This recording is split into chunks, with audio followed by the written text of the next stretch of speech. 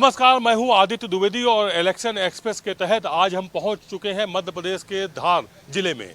इस वक्त हम धार की सदर सीट में हैं और यहां हम आपको बताना चाहेंगे कि यहां पर वोटर इतना ज़्यादा जागरूक है कि 2008 में जब यहां पर निर्णय आया था तो एक वोट से भाजपा प्रत्याशी चुनाव जीती थी। हालांकि 5 साल पूरे होते होते अंत के 2 महीने कांग्रेस के प्रत्याशी को विधायक बताया गया था। हाईकोर्ट में जाने के बाद उनके पक्ष में निर्णय आया हुआ था।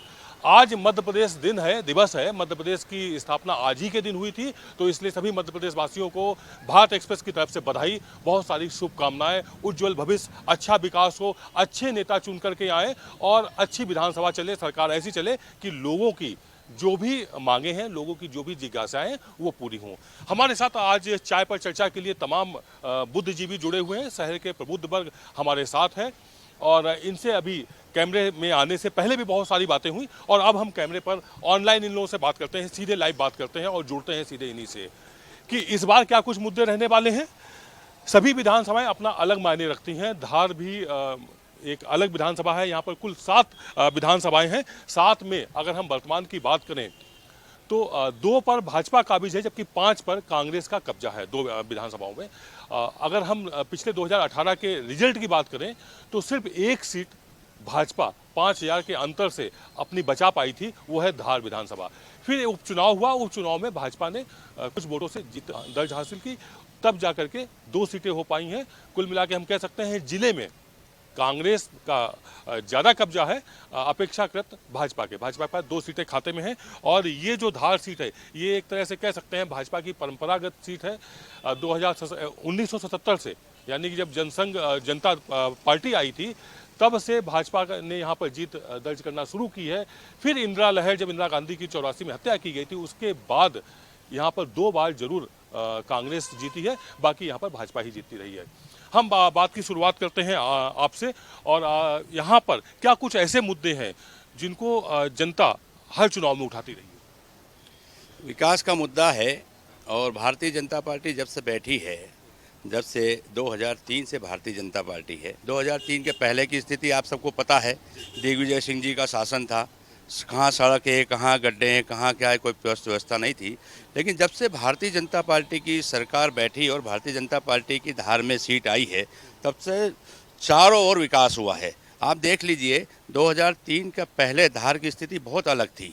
धार में कहीं रोडें नहीं थी, निकल नहीं पाते थे, एक्सीडेंट होते थे, गुंडाई बहुत होती थी। लेकिन जब से यहाँ धार की सीट पे भारतीय जनता पार्टी आई है, माननीय विक्रम वर्मा जी, नीना वर्मा जी यहाँ से जीती है, विक्रम वर्मा जी भी यहाँ से विधायक रहे हैं, जब से यहाँ गुंडाई में भी कमी आई है और विकास बहुत हुआ है। जो रोडें हम देख रहे हैं उनमें बहुत विकास धार में विकास बहुत हुआ है। धार में क्या, धार पूरे जिले की अगर हम बात करें, 7 विधानसभाओं की बात करें, तो क्या ये बिल्कुल सच सच बोल रहे हैं, ऐसा ही हुआ है? बिल्कुल ऐसा ही हुआ है। यहाँ पूर्व में, यहाँ जिले में ये हेड ऑफिस है जिला धार। यहाँ बस स्टैंड की भी वो बहुत छोटी जगह थी, बस स्टैंड का भी निर्माण चालू हो गया है। आदर्श रोड जब आप पहले आए थे तो बहुत सकड़ी गली थी, अब इस बार डबल लाइन हो गई है रोड की। दूसरा क्या है कि यहाँ पानी की दिक्कत थी, उस समय नीनाजी वर्मा ने 60 टंकी की व्यवस्था करवाई पानी की, और अभी नर्मदा योजना का भी काम चालू हो गया है। मतलब बहुत विकास हुआ, गली गली के रोड भी बन गए हैं, अच्छा खासा विकास हुआ है। धार में आप लोग कहना है कि समस्याएं धीमे धीमे खत्म हो रही हैं। पानी की समस्या एक मध्य प्रदेश के लगभग सभी जिलों में एक बड़ी समस्या रही है। धार में क्या स्थिति है वर्तमान में अगर हम बात करें? धार में आज से 4 साल पहले पानी के लिए आदमी को केन लेके भटकना पड़ता था, भले ही बरसात भरपूर हुई हो। और इस समस्या को सबसे पहले वर्तमान विधायक नीना विक्रम वर्मा ने ही एक महिला के नाते महसूस किया था कि अधिकांश बालिकाओं का, महिलाओं का समय इसमें ही बर्बाद हो जाता है। इसलिए उन्होंने एक महत्वाकांक्षी योजना, दिलावरी योजना को सबसे पहले शुरू करा था और उसी की बदौलत घर घर नल और घर घर पानी सप्लाई होने लगा। ये इसी नीना विक्रम वर्मा की सौगात है, जिसको वर्तमान मतदाता समझे और उनको सपोर्ट करें। कोई भी विधायक एक बार बन जाता है, दूसरी बार उसको तकलीफ होती है, लेकिन वर्तमान विधायक 3 बार बने। आखिर इनमें कुछ दम है, कुछ वजन है, कुछ काम करने की क्षमता है और इनकी राजनीतिक पृष्ठभूमि जिससे भारी है। दोनों ही दल धार में असंतुष्टों से जूझ रही है, पर निश्चित ही अपने काम और अपने व्यवहार से पुरानी कार्यकर्ताओं की फौज श्रीमती नीना विक्रम वर्मा के साथ लगी हुई है। नीना विक्रम वर्मा वही भाजपा की नेता हैं जो 2008 में एक वोट से जीती थी। विक्रम वर्मा ये कैबिनेट मंत्री रह चुके हैं भाजपा से और भाजपा के कद्दावर नेताओं में इनकी गिनती रही है। नीना वर्मा उन्हीं की पत्नी है और यहाँ से कांग्रेस ने भी जिनको प्रभा को उतारा हुआ है वो भी कांग्रेस के दिग्गज नेता रहे हैं, उनकी पत्नी है। कुल मिलाकर के दोनों महिलाएं यहाँ पर प्रमुख इस स्पर्धा में है। अगर कंपटीशन है, अगर लड़ाई है तो इन्हीं दो लोगों के बीच में है। भितरघातियों का जिक्र किया है। भितरघाती बड़े निर्णायक होते हैं डुबोने के मामले में। विपक्षियों को दूसरी पार्टी, सपोज कांग्रेस का भितरघाती है तो वो भाजपा के लिए निष्ठा के साथ लग जाता है और भाजपा वाला कांग्रेस के साथ लग जाता है। भितरघाती यहाँ पर क्या रोल प्ले कर रहे हैं अपना? नहीं, हमारे यहाँ संगठन में बड़ा वो है और संगठन की बात को मानी जाएगी और सभी मिलकर एक साथ भारतीय जनता पार्टी को विजयी बनाने में लगे रहेंगे। समस्याएं ऐसा नहीं होता है कि किसी जिले में कोई समस्या बची ही ना हो। समस्याएं तो रहती ही रहती, जनता रहेगी तो समस्याएं रहेंगी। कुछ ना कुछ समस्याएं धार में ऐसी होंगी जो इस बार भी मुद्दा बनेंगी। कुछ ना कुछ नहीं, बहुत से धार में ऐसी है जो मुद्दा बनेगी। सबसे पहले मैं इनसे पूछना चाहता हूँ कि इन्होंने युवाओं के लिए आज तक क्या करा। आज हजारों युवा बेरोजगार हैं, तो उनके लिए कोई ऐसी नीति इन्होंने लागू करी है क्या? यहाँ आसपास कोई इंडस्ट्रियल एरिया जहाँ के धार के युवा वहाँ नौकरी पा सके या रोजगार को लेकर के कुछ ऐसी योजनाएं? धार में तो कुछ भी ऐसा इंडस्ट्रियल एरिया नहीं है। सब इससे अच्छी जिले से अच्छी तहसीलें बन चुकी है। यहाँ पे 15 साल से नीना वर्मा जी ने कोई विकास नहीं किया। कोई युवाओं के लिए कोई रोजगार की स्कीम योजना नहीं निकाली। शिक्षा को लेकर के क्या कुछ है यहाँ पर? जैसे शिक्षा के क्षेत्र में क्या स्तर है धार का, उसकी क्या डिमांड है लोगों की, उस पर कुछ बताएंगे? आप बताएंगे कुछ? जी जी, आप ही जानते हैं। शिक्षा के तौर पे तो बिल्कुल जीरो है। यहाँ के विद्यार्थी को बाहर जाना पड़ता है पढ़ने के लिए और यहाँ पे कुछ सुविधा भी नहीं है। बता रहे सड़क, पानी, बिजली ये सब तो बहुत अच्छा हो गया है। इसमें तो रोड भी चौड़े हो गए हैं, गड्ढे भी गायब हो गए हैं जो 2003-4 से पहले थे कांग्रेस शासन में। ऐसा कुछ नहीं हुआ है। यहाँ पर एक ही चीज़ की 3-3 बार भूमि पूजन करवा चुके हैं, उसका भी कुछ उद्धार नहीं हुआ है। और अभी भी विधानसभा के पहले ही भूमि पूजन करा। भूमि पूजन हो रहा है, एक योजना को 3-3 बार नारियल फोड़े जा रहे हैं, कुछ इस तरह की बात है। आप कह रहे थे कि समस्याओं से मुक्त हो चुका है धार, यहाँ कोई बहुत ज़्यादा समस्याएं नहीं है, लेकिन ऐसा नहीं है। युवक बेरोजगार भी हैं, शिक्षा के लिए उनको दूसरे जिलों में जाना होता है। कुछ इस तरह की बातें भी तो सामने है ना। युवाओं के लिए सीखो कमाओ योजना शासन ने लागू की थी। इसके लिए उद्योगपतियों से करके या रोजगार मेले लगाए जाते हैं, उसमें भर्तियां होती जाती हैं और बहुत सारी भर्तियां हुई है। और रही बात शिक्षा की, तो अभी मेडिकल कॉलेज स्वीकृत हुआ है धार में और हॉस्पिटल 100 बेड का हॉस्पिटल स्वीकृत हुआ है धार में और अन्य सुविधाएं भारतीय जनता पार्टी के शासन में। इनसे ये पूछिए आपके 2003 में जब इनकी सरकार थी तो इन्होंने युवाओं के लिए क्या किया? इन्होंने क्या किया? भारतीय जनता पार्टी ने तो बहुत सारी योजना लाई और भारतीय जनता पार्टी तो बहुत सारा काम कर रही है। इनका ये कहना है 20 साल में जो चीज़ें होनी चाहिए थी शिक्षा के क्षेत्र में, और जो समस्याएं हैं रोजगार के क्षेत्र में, वो उस हिसाब से नहीं हुई। 20 साल एक लंबा गैप होता है, एक नई पीढ़ी आ जाती है। जी, यहाँ पे धार जिले में ये कंडीशन है। पीथमपुर में सभी फैक्ट्रियों अपनी सभी जा रहे हैं। इतनी अच्छी व्यवस्था है पीथमपुर में, यहाँ पे दिखठान के पास में इतनी अच्छी है उसमें भी कि कोई फैक्ट्रियों में कोई बच्चों को दिक्कत नहीं आ रही। शिक्षा के मामले में मेडिकल कॉलेज का काम चालू हो चुका है, भूमि पूजन होते ही। लॉ कॉलेज आपके यहाँ बच्चे पढ़ाई चालू कर दी है, लॉ कॉलेज तो पढ़ाई चालू कर दी है। अरे ऐसी कोई व्यवस्था नहीं है कि जिसमें ना कहता जाए। आज तक इनकी सरकार में ये कुछ नहीं कर पाए जिनमें ये कहते कि हम ना शब्द इनमें ठेकेदारियाँ करी है इनने, उसके बाद भी उस कार्य को क्यों नहीं कर पाए, ये खुद बताइए, जानकारी दें। अगर हम बात करें इनकी तो हमें लगता है कि पूरी तरह से भाजपा के विचारधारा की है। लेकिन फिर भी हम आपसे एक बात जानना चाहेंगे। ये तो कह रहे हैं कि मेडिकल कॉलेज भी स्थापित हो जाएगा, नींव रख दी गई है, प्लानिंग चल रही है, इंडस्ट्रियल एरिया भी विस्तार किया जा रहा है जिसमें इंडस्ट्री लगेंगी, युवाओं को रोजगार मिलेगा, और लॉ कॉलेज वगैरह भी धार में आ गए हैं।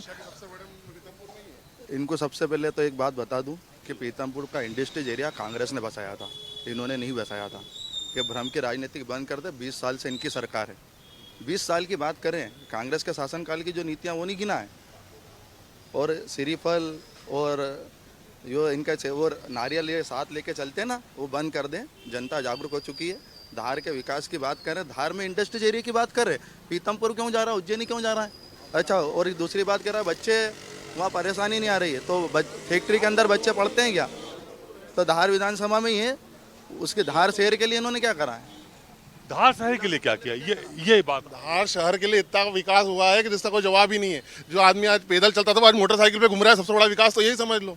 ये बोलते हैं कि विकास नहीं हुआ, इनके टाइम में तो गड्ढे थे, आजकल हर जगह गड्ढे नहीं, बढ़िया सीमेंट कांक्रीट रोडें हैं, बढ़िया बड़े 4 लेन बने हुए हैं। लोगों की इनकम बढ़ गई है, ये बात करें लोग, क्या सच्चाई है कि लोगों की आय बहुत बढ़ गई है? बिल्कुल बढ़ गई। एक घर में 3 मोटरसाइकिल कहाँ से आ रही है? आपका बच्चा इंजीनियर बनने के लिए फीस कहाँ से भर रहा है?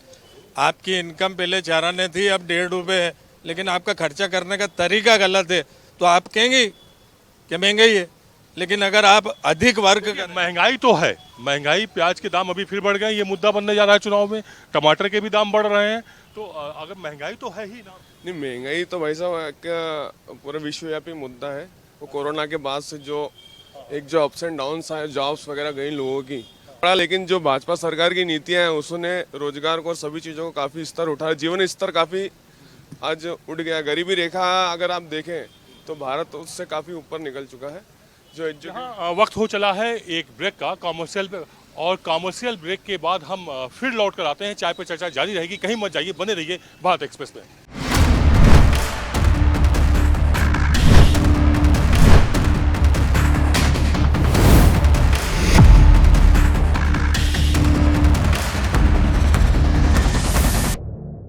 ब्रेक के बाद आपका फिर से स्वागत है और हमारी चाय पे चर्चा लगातार जारी है। हम आ चुके हैं मध्य प्रदेश के धार में। इस वक्त हम धार की सदर विधानसभा सीट से चाय पर चर्चा चल रहे हैं।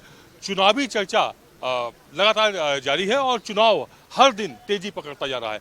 मध्य प्रदेश में आज स्थापना दिवस मनाया जा रहा है। आज ही मध्य प्रदेश की स्थापना हुई थी। मध्य प्रदेश अधिकृत रूप से एक अलग प्रदेश घोषित किया गया था। और अगर हम तब की बात करें और अब की बात करें तो लगभग 4 पीढ़ियाँ बदल चुकी हैं, 5वीं पीढ़ी अंगड़ाई ले रही है। इस बार 5 साल बाद फिर चुनाव है। चुनाव में क्या कुछ मुद्दे धार स्तर पर हैं, क्योंकि यहाँ आदिवासी क्षेत्र, अगर हम पूरे जिले की बात करें तो आदिवासी क्षेत्र काफ़ी बड़ा है। 5 विधानसभाएं आदिवासी प्रभावित हैं, जहाँ पे आदिवासी लोग ज़्यादा रहते हैं। धार शहरी इलाका है, जिला है, यहाँ पर अच्छी सुविधाएँ हैं। लेकिन आदिवासी क्षेत्रों की बात करें, वहाँ पर समस्याएँ ज़्यादा हैं। दोनों पक्षों के इन्होंने बोला अपने अपने समय के विकास का। भाजपा के कार्यकर्ताओं ने भी अभी बताया, ये मेडिकल कॉलेज आया, बस स्टैंड आया है। विकास करना तो इन जनप्रतिनिधियों का कर्तव्य है। हम अपने विचार को, इन राजनीतिक पार्टियां जो बोलती हैं, मैनिफेस्टो देती है, भाषण में बोलती हैं, उसको ध्यान में रखते हुए हम अपना मतदान करते हैं। तो इनके तो नैतिक कर्तव्य है कि यदि मैंने वोट दिया है जिस मुद्दे को लेकर, उसका समाधान करना इनकी सबकी जिम्मेदारी है। पर विकास की जो बात होती है, विकास फिजिकल की बात करते हैं। एक व्यक्ति के जीवन मूल्य का कितना विकास कर पा रही है राजनीतिक पार्टियां, सरकारें भी बन रही है। व्यक्ति की हम प्रति व्यक्ति आय बढ़ा सकते हैं, पर प्रति व्यक्ति आय बढ़ती है तो जिस प्रकार का आज प्रति व्यक्ति आय बढ़ाने का जो माध्यम बनाया राजनीतिक पार्टियों ने, उससे प्रति व्यक्ति आय आंकड़ों में आ सकती है प्रति व्यक्ति आय, वास्तविकता में प्रति व्यक्ति की आय नहीं बढ़ती है। बिल्कुल ठीक। मैं आपके पास दोबारा आता हूँ। एक बहुत बड़ी बात कही, विकास तो हो रहा है, दिख भी रहा है, लेकिन जो व्यक्तित्व का विकास होना चाहिए। आपके भाजपा के छिंदवाड़ा में जो कैंडिडेट हैं, जो कमलनाथ के खिलाफ खड़े हुए हैं, वो कह रहे हैं मैं बैंड बजा दूंगा कमलनाथ की। क्या है, कहाँ जा रही है संस्कृति? नहीं, ये शब्दों को तो भारतीय जनता पार्टी भी नहीं बोलने को कहती है, और ये बात किसी ने बोला है तो वो मुझे जानकारी नहीं है। पर भारतीय जनता पार्टी ने हमेशा सभी का सम्मान करा है, सभी को उस लाइन पर लाए, नारी शक्ति तक का है। यहाँ तो इसमें की कंडीशन है कि लाडली बहना में सबसे पहले बच्चियों को करते हैं, लाडली बहना योजना लाए। लाडली बहना योजना बता रहे हैं, ये तो कमलनाथ सरकार की थी, कांग्रेस के मैनिफेस्टो से उठा लिया, चुरा लिया, चुनावी के वक्त में इन्होंने घोषणा कर दी।